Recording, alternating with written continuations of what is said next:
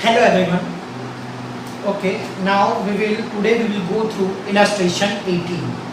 अब यहाँ पहले आप वीडियो पॉज कर लीजिए और illustration 18 पूरा पढ़ लीजिए, ठीक है।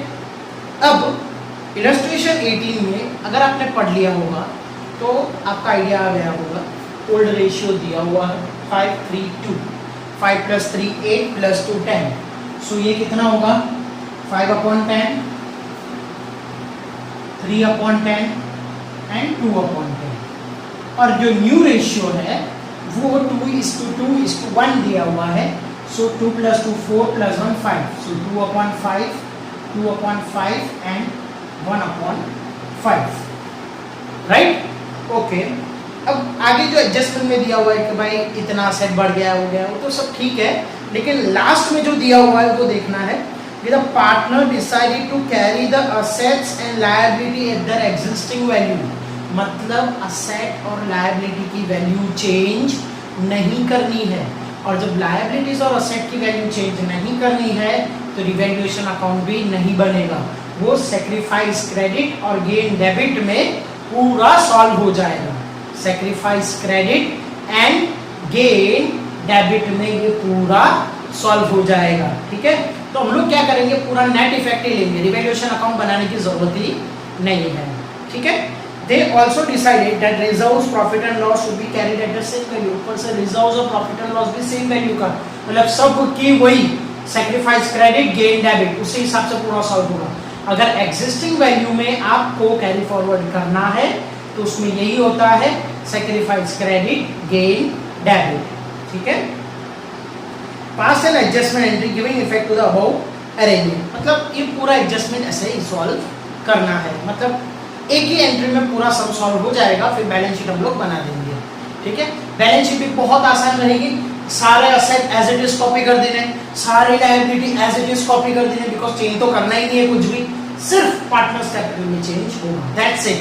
उसके अलावा बैलेंस शीट में कोई भी चेंज नहीं होगा। अगर ये क्वेश्चन एग्जाम में आता है तो बहुत ज्यादा इजी हो जाएगा आपके लिए। तो सबसे पहले जो हमारा बेस है ये सम का, कि sacrifice credit and gain debit, वो पहले सॉल्व कर लेते हैं।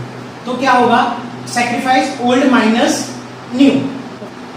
ओके, सो सैक्रिफाइस रेशियो है old ratio minus new ratio. तो हम लोग क्या करेंगे, ओल्ड में से न्यू माइनस करेंगे, तो दोनों का डिनोमिनेटर सेम करना पड़ेगा।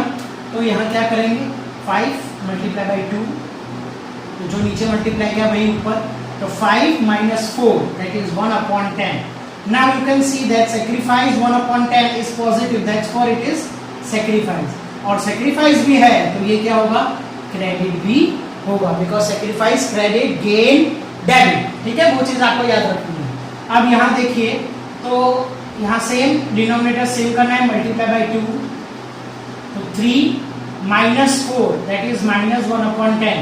तो अगर सैक्रिफाइस नेगेटिव आया that means it is gain, और अगर गेन है तो गेन को क्या करेंगे, डेबिट करेंगे, ठीक है। अब ये नाउ अखिल का देखते हैं। तो अखिल का क्या है, same multiply 2, now 2 - 2 that is 0, तो 0/10। तो Akhil is neither sacrificing nor gain, ठीक है। ओके, नाउ अब हम क्या करेंगे, जो भी रिवैल्यूएशन ऑफ असेट्स और लायबिलिटी है उसका पूरा एक साथ नेट इफेक्ट ले लेंगे, मतलब प्रॉफिट हुआ है या लॉस। मतलब अगर जब जब रिवैल्यूएशन में प्रॉफिट हुआ होगा तब तब प्लस करेंगे, और जब जब रिवैल्यूएशन में लॉस हुआ होगा तब तब उसको माइनस करेंगे, ठीक है। तो हम लोग स्टार्ट करते हैं। Stock is to be increase to ₹2,20,000। Stock को कितना इंक्रीज करना है, 2,20,000। अब स्टॉक देखिए बैलेंस शीट में कितना है, 2 लाख, तो मतलब 20,000 का हमें फायदा हुआ। तो हम लोग यहां लिखेंगे net effect, net revaluation effect, ठीक है।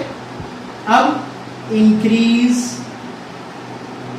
इन स्टॉक, अब इंक्रीज इन स्टॉक, तो स्टॉक को इंक्रीज करेंगे, तो स्टॉक को इंक्रीज करेंगे तो हमें फायदा होगा, तो 20,000 प्लस, ठीक है। जहां माइनस होगा वहां माइनस करेंगे। नाउ सेकंड एडजस्टमेंट पढ़ते हैं। Provision for doubtful debt it to be reduced by 2000। अब देखिए provision for doubtful debts that is bad debts reserve, balance sheet में कितना दिया हुआ है 10,000, बैलेंस शीट में 10,000 दिया हुआ है, अब उसको कम करना है। तो क्या देखो बैड डेट्स रिजर्व क्या है, आपको ऐसा लगता है कि लॉस होगा, ठीक है, तो अब ऐसा लगता है कि नहीं ये लॉस कम होगा, तो ये लॉस कम होगा तो हमारे लिए प्रॉफिट है। और वैसे भी देखिए कि डेटर्स है, पहले 10,000 माइनस होते थे, अब 8,000 माइनस हो गए, तो डेटर्स की वैल्यू भी बढ़ गई। तो उसी तरह हम लोग देखेंगे तो बैड डेट्स रिजर्व की अगर वैल्यू कम होती है तो वो हमारे लिए प्रॉफिट है। तो हम लोग क्या करेंगे, decrease in bad debts reserve, कितना डिक्रीज हो रहा है 2,000, दोनों प्लस करेंगे राइट, बिकॉज दोनों ही हमें फायदा दे रहा है। ओके नेक्स्ट क्या बोला है, furniture is to be reduce by 20%, यहां देखिए लॉस हो रहा है, फर्नीचर की वैल्यू 20% कम कर देनी है। फर्नीचर की वैल्यू अगर 20% कम हो जाएगी तो हमारे लिए लॉस होगा राइट, फर्नीचर हमारा असेट है, तो क्या करेंगे फर्नीचर की वैल्यू कम करेंगे, तो डिक्रीज इन फर्नीचर, ठीक है। अब फर्नीचर की वैल्यू डिक्रीज होगी तो ये नेगेटिव होगा, नेगेटिव होगा बिकॉज लॉस होगा, माइनस होगा। तो कितना फर्नीचर की 50,000 है, उसका 20% that means 10,000 right. Okay next क्या बोला है, computer is to be reduce to ₹2,70,000, मतलब कंप्यूटर की वैल्यू 2,70,000 कर देनी है। तो कंप्यूटर की वैल्यू देखिए बैलेंस शीट में 3 लाख दी हुई है, उसकी वैल्यू 2,70,000 कर देनी, मतलब वैल्यू कंप्यूटर की कम हो गई। अगेन कंप्यूटर हमारे लिए असेट है, उसकी वैल्यू कम हो गई तो हमारे लिए लॉस है। तुम क्या करेंगे, लेस डिक्रीज इन कंप्यूटर, ठीक है, कितना 30,000, 3 लाख है उसका 270 हो गया। Okay then next goodwill is to be valued at 1 lakh, मतलब पूरा असेट एंड लायबिलिटी कंप्लीट हो चुका है। अब गुडविल की देखते हैं, तो गुडविल से पहले हम लोग इसका नेट इफेक्ट देख लेते हैं कि प्रॉफिट हुआ है या लॉस राइट, तो उसका नेट इफेक्ट दे देते हैं, तो 22 और ये 40, सो दैट मीन्स 18,000 का लॉस है। देखो पॉजिटिव कितना है 22, नेगेटिव कितना है 40, तो नेगेटिव बड़ा है, कितना बड़ा है 18,000, ठीक है, तो दिस इज 18,000 का net loss on revaluation right. अब रिवैल्यूएशन का नेट लॉस हो चुका है, अब आगे गुडविल का करेंगे, तो गुडविल क्या करेंगे, एक्चुअली इसको भी क्या करना है, इसमें और इसमें मल्टीप्लाई ही करना है, तो हम लोग क्या करेंगे कि जो नेट लॉस है उसमें ही गुडविल ऐड कर देते हैं और रिजर्व्स और पीएनएल भी उसी में ही ऐड कर देते हैं, बिकॉज सबको सैक्रिफाइस क्रेडिट और गेन डेबिट ही करना है, तो सबका एक साथ ही पूरा ले लेंगे हम लोग, ठीक है। तो अब हम करेंगे प्लस गुडविल, गुडविल की वैल्यू कितनी है 1 लाख राइट, प्लस अच्छा प्लस और क्या होगा रिजर्व्स और profit and loss, because reserves और profit and loss ultimately old partners old ratio में डिस्ट्रीब्यूट किया जाता है, लेकिन ये सब में बोला गया है कि आपको डिस्ट्रीब्यूट नहीं करना है, उसकी नेट इफेक्ट आपको लेके करना है, मतलब हमको एज इट इज कंटिन्यू करना है। तो हम लोग क्या करेंगे, रिजर्व्स 80,000 और पीएनएल 30,000 उन सब का भी साथ में ले लेंगे, तो रिजर्व्स प्लस पीएनएल। अब देखिए रिजर्व्स, तो रिजर्व्स 80,000 है और पीएनएल 30,000,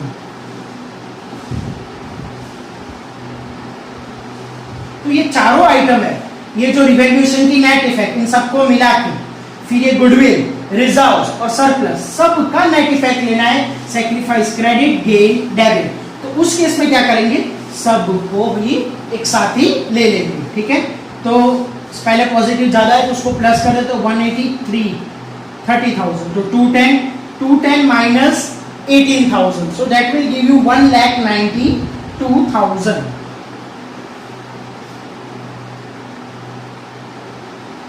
अब सिंपल है, अमर और तरुण की बात करते हैं, अखिल को तो सैक्रिफाइस भी नहीं है गेन भी नहीं है, तो अमर और तरुण का जो भी है उससे मल्टीप्लाई करेंगे तो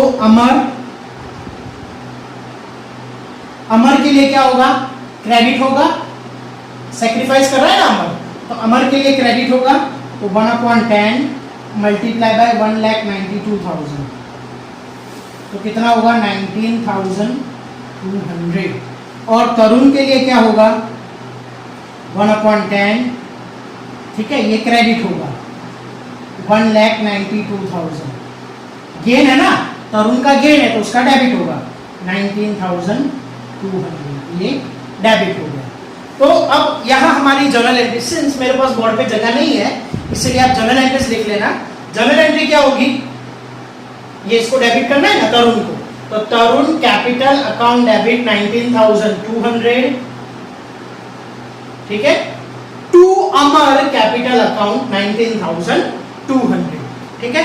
तो मतलब क्या कि तरुण में से डेबिट मतलब तरुण में से निकाल देना है और अमर में प्लस कर देना है, बस इतना याद रखना है। बिकॉज तरुण का कैपिटल डेबिट किया गया है, कैपिटल को डेबिट कर दे तो कैपिटल की वैल्यू कम हो जाती है, अमर के कैपिटल को क्रेडिट किया गया है तो क्रेडिट मतलब कैपिटल की वैल्यू बढ़ जाती है, ठीक है।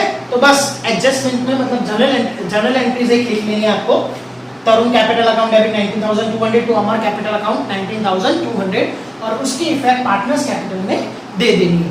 बाकी का असेट और लायबिलिटीज एज इट इज हम लोग कॉपी कर लेंगे, ठीक है। नाउ बैलेंस शीट में हमने एज इट इज कॉपी कर लिया, cash in hand, bank balance, bill receivable, sundry debtors. यहाँ देखिए किसी की भी वैल्यू हमने चेंज नहीं की, एज इट इज जो पहले इलस्ट्रेशन 18 में जो बैलेंस शीट दी हुई है तो एज इट इज कॉपी कर ली, कुछ भी चेंज नहीं किया। अच्छा, यहाँ से पार्टनर्स कैपिटल में चेंज हुआ, उसमें भी अखिल ने तो प्रॉफिट भी नहीं हुआ है, मतलब ना उसका सेक्रीफाइस हुआ है ना गेन हुआ है, तो अखिल का भी एज इट इज ही कॉपी कर लेंगे। कितना है 1,20,000।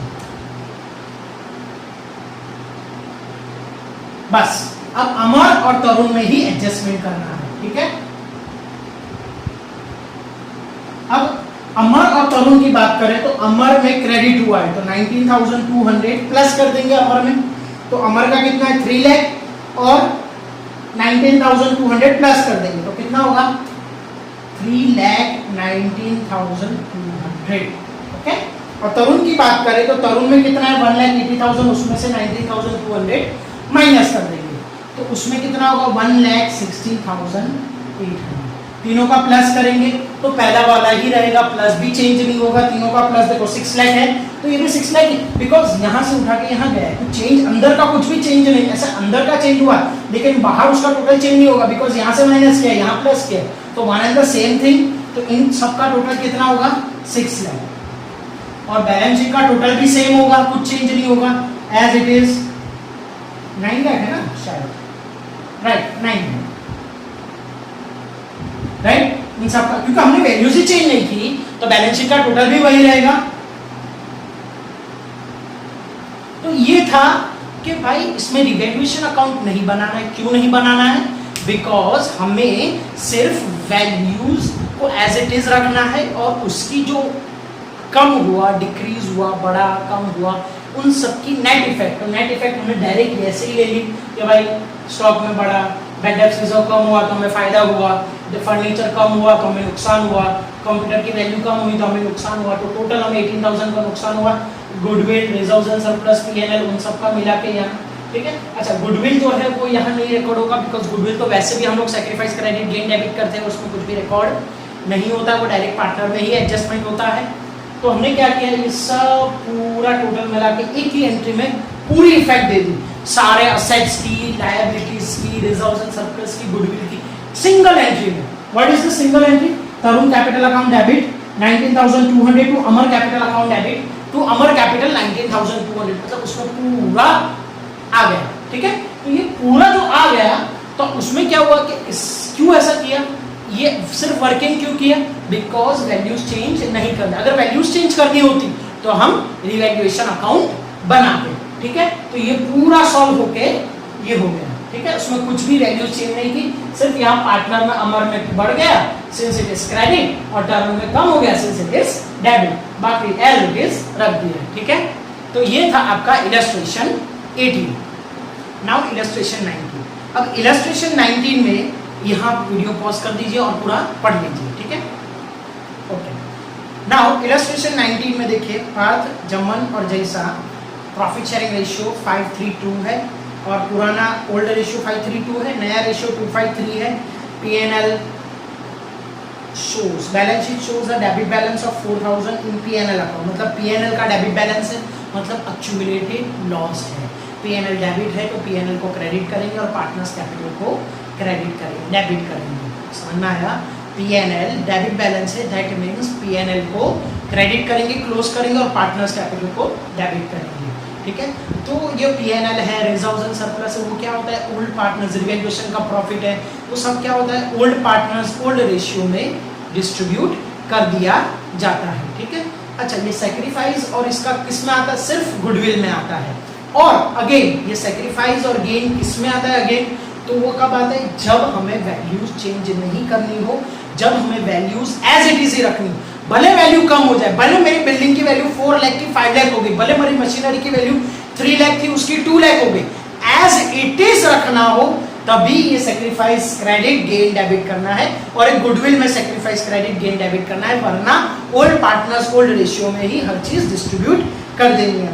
ठीक है, तो यहाँ देखेंगे इलस्ट्रेशन 19 में सिर्फ जर्नल एंट्रीज दी हुई है, तो वो आप आसानी से सॉल्व कर पाएंगे और अभी आप सॉल्व कर लेंगे तो जो भी हम क्लास में डिस्कशन करेंगे, जो अभी शाम को क्लास होगा, तो उसमें ऑनलाइन क्लास में हम डिस्कस भी कर लेंगे। ठीक है, that's it for the day, thank you and have a nice day.